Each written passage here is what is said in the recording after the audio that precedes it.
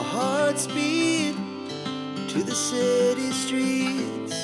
We began to feel the fire.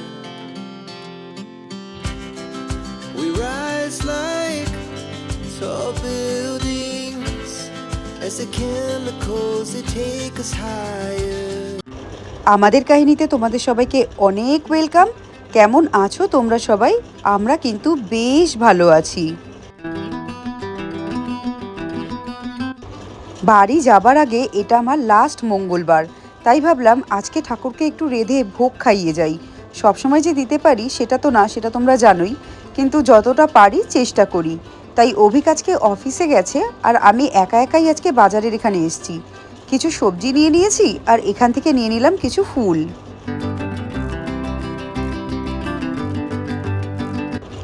আজকে ঠাকুরকে 5 রকমের ভাজা বানিয়ে দিয়েছি, পায়েস বানিয়েছি আর বানিয়েছি খিচুড়ি, ও সাথে একটু পাঁপড়ও ভেজেছিলাম। এই ছিল আজকে ঠাকুরের ভোগের রান্না। রান্না বান্না এখন কমপ্লিট হয়ে গেছে আর এটা ঠাকুরের ভোগের থালায় খিচুড়ি বেড়ে নিচ্ছি। এখানে পুজো দেওয়াও হয়ে গেছে। এই দেখো ঠাকুরকে ভোগ সাজিয়ে দিয়েছি, কি সুন্দর দেখতে লাগছে।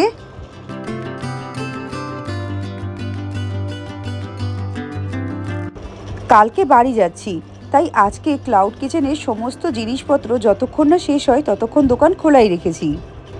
ফার্স্ট হাফের মধ্যেই আমাদের সমস্ত ক্লাউড কিচেনের জিনিস শেষ হয়ে যায়। আর এটা কাস্টমারের 33তম অর্ডার, আর এটা এইবারের শেষ অর্ডার আমাদের। আবার যখন আসবো তখন ক্লাউড কিচেনটা অন করব।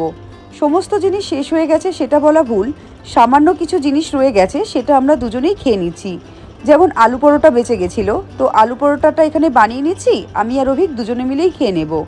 আমার আলু পরোটাটা আগেই খাওয়া হয়ে গেছে, এটা অভিকেরটা বানিয়ে নিচ্ছি।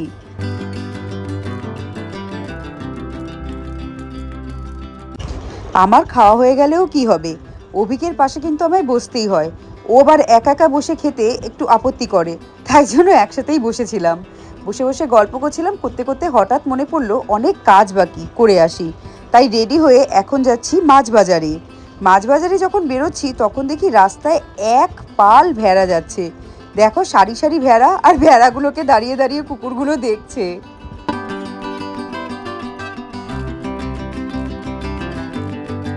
পুরীতে এখন ভীষণ বৃষ্টি হচ্ছে, চারিদিকে জল জমে গেছে, আর এই জলের মধ্যে দিয়েই আমরা চলে গেছি মাছ কিনতে।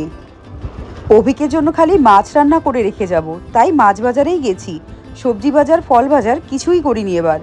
মাছের দোকানে গিয়ে তো আমাদের একদম হতবাক কাণ্ড, কোনো মাছ নেই। দেখেছো, এই 2 পদের মাছ, এর মধ্যে থেকেই নিতে হবে।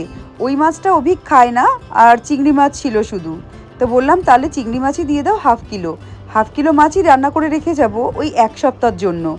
বেশি দিন আর রান্না করে রেখে যাওয়া যায় না, না হলে জিনিসপত্র সব নষ্ট হয়ে যায়। তো মাছ নেওয়া হয়ে গেছে। মাছ নিয়ে যখন ফিরছি তখন একটু একটু করে বৃষ্টি পড়ছে, আর এই বৃষ্টিতে ভিজেই চলে গেছি সামনে একটা খেলনার দোকানে। খেলনার দোকানে চারিদিকে এত সুন্দর সুন্দর সফট টয়েস রাখা, দেখে মনে ছিল সবগুলোই যেন নিয়ে নিই, কিন্তু নিলে তো আর হবে না, বাড়িতে রাখার জায়গা নেই। তাই ওদেরকে এখানে একটু আদর করে নিলাম। আর এই খেলনার দোকানে এসেছি বিশেষ একটা কারণে, যেহেতু বাড়ি যাচ্ছি, আমার বাড়িতে ছোট ছোট কয়েকটা বাচ্চা আছে, ওদের জন্য একটু খেলনা নেব। আর অভিকের বন্ধু আছে, সেই বন্ধুর ছেলের 1 বছরের বার্থডে, সেই বার্থডের গিফটও নিতে এসেছি। বার্থডের গিফট হিসাবে এই যে গাড়িটা দেখছো ডোরেমনের, এরকমই একটা গাড়ি কিনে নিয়েছি। বার্থডেতে আমি থাকবো না, অভিক একাই থাকবে। আর এই যে খেলনাটা দেখো, কচ্ছপ না সরি কাঁকড়া, এই খেলনাটা বাড়ির বাচ্চাগুলোর জন্য নিয়ে নিয়েছি। সাথে ওই একটা খরগোশও ছিল, কিন্তু কচ্ছপটা দেখতে বেশি ভাল লাগছে, তাই কচ্ছপটাই নিলাম।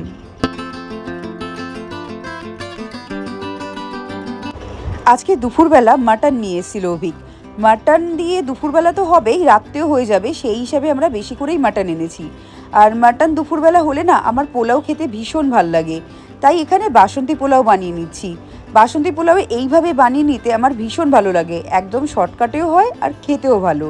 এর জন্য প্রথমে গোবিন্দভোগ চাল 1 কাপ মেপে নিয়েছি, সেটা ভালো করে জলে ধুয়ে নিয়েছি। আর চালের মধ্যে একটু আদা, কাঁচা লঙ্কা কুচি, কাজু বাদাম, কিশমিশ, লবণ আর হলুদ, ব্যাস আর কিছু না, এই দিয়ে ভালো করে মেখে নিয়েছি। চালে যখন জলটা ঝরে যাবে, এবার কড়াইতে ঘি দিলে ভালো হয়, কিন্তু আমি এখানে সাদা তেলেই ফোড়ন দিয়েছি, তেজপাতা আর গোটা গরম মশলা। তার মধ্যে দিয়ে দিচ্ছি মাখা চালটা। চালটা দিয়ে এটাকে ভালো করে নেড়ে নেব।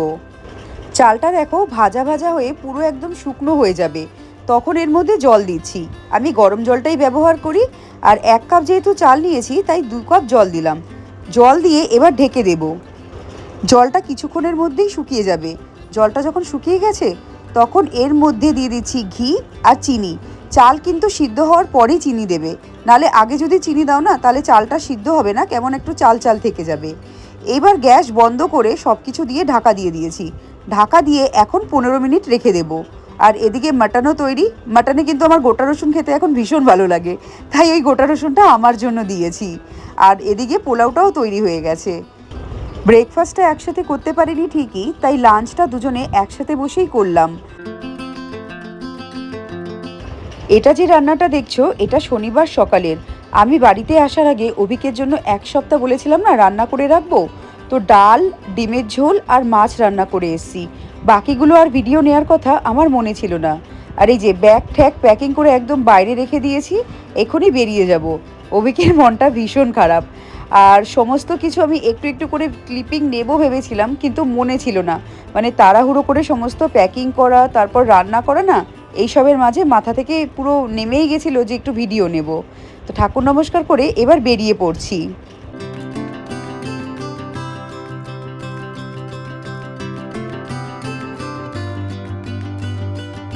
চিন্টু এসছিল আমাকে এয়ারপোর্ট পর্যন্ত ছেড়ে দেবে বলে। চিন্টুর কিন্তু এই গুণটা আছে, যদি ওর ধরো অফিস টফিস না থাকে বা ও ফাঁকা থাকে পুরোপুরি, ও কিন্তু রিসিভ করতে বা ড্রপ করতে আসে। সেটা আমি যাই বা অভিক যাক, যেই যাক না কেন। অক্সিবনিতাকে এবার টাটা করে বেরিয়ে যাচ্ছি এয়ারপোর্টের উদ্দেশ্যে। আর আমি বাড়ি আসার 5 দিন পরেই চিন্টুও বাড়ি গেছে, এই জন্য অভিকের মনটা আরও বেশি খারাপ। আমি চলে গেছিলাম, চিন্টু থাকলে ওর একটু ভালো লাগতো যে 2 বন্ধু মিলে একা একা সময় কেটে যেত। কিন্তু যেহেতু চিন্টুও বাড়ি চলে গেছে, ওর মনটা ভীষণ খারাপ। আর এই যে পুনে এয়ারপোর্টের ভিতরে চলে এসেছি। এখন অভিক খালি বলছে আমি এবার 1 মাসের জন্য ব্যাচেলার হয়ে যাচ্ছি। কি খাবো কি না খাবো ওর সেটা ভেবে ভীষণ দুঃখ হচ্ছে। আর আমি বাড়ি যাচ্ছি সেটা ভেবে আমার আবার ভীষণ মজা লাগছে। তো সব কিছু করে আমরা বেরিয়ে যাচ্ছি না, আমি বেরিয়ে যাচ্ছি কলকাতার উদ্দেশ্যে। আর এদিকে অভিক দাঁড়িয়ে দাঁড়িয়ে ভিডিও বানাচ্ছে।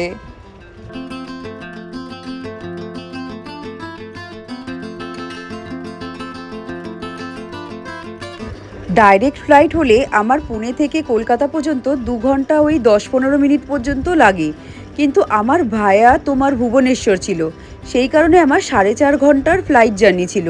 তাই আমি বাড়ি থেকে খাবার প্যাক করিয়ে নিয়েছিলাম।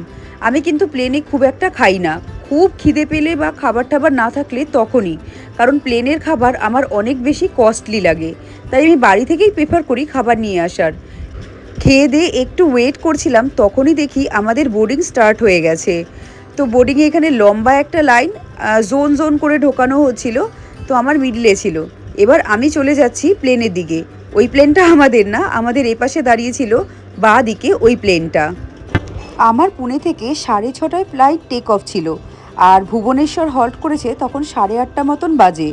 ভুবনেশ্বর থেকে আবার 9:30 নাগাদ এখান থেকে বেরিয়ে গেছে। ভুবনেশ্বর হল্ট করে প্লেনটা কিছুক্ষণের জন্য পরিষ্কার হলো, তারপর আবার অনবোর্ড হলো। আর এখন চলে এসেছি কলকাতা। এই যে সবাই লাইনে দাঁড়িয়ে রয়েছে, এটা কিন্তু কলকাতা এয়ারপোর্টেই লাইনে দাঁড়িয়ে রয়েছে। আর তর সইছে না, মনে হচ্ছে না কতক্ষণে নামবো, নেমে বাড়ি যাব।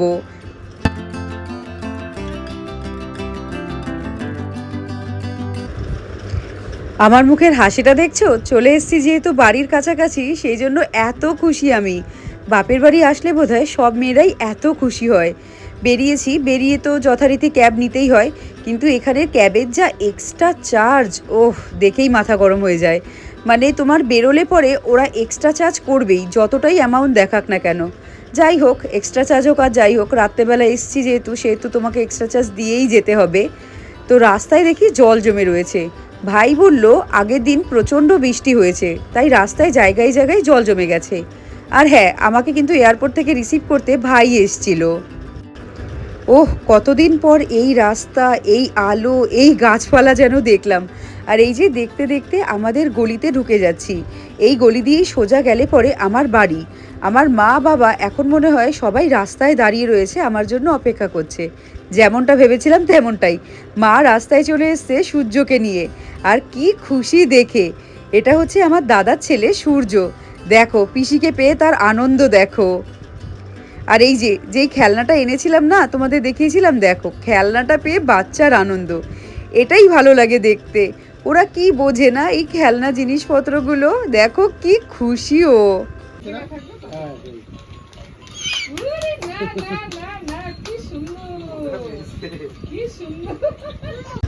মাকে বলেছিলাম বাড়ি গিয়ে ইলিশ মাছ দিয়ে ভাত খাবো, তাই ইলিশ মাছের মাথা দিয়ে কুমড়ো দিয়ে মা একটা ঘন্ট বানায়, যেটা আমার ভীষণ ভালো লাগে। ওই ঘন্ট বানিয়েছে আর সর্ষে দিয়ে ইলিশ মাছ। এই ছিল ডিনার আমার কলকাতাতে প্রথম এসে। তাহলে এই ভিডিওটা এখানেই শেষ করি। ভিডিওটা ভালো লাগলে লাইক করো, শেয়ার করো, চ্যানেলটাকে সাবস্ক্রাইব করো। এবার আসি, টাটা।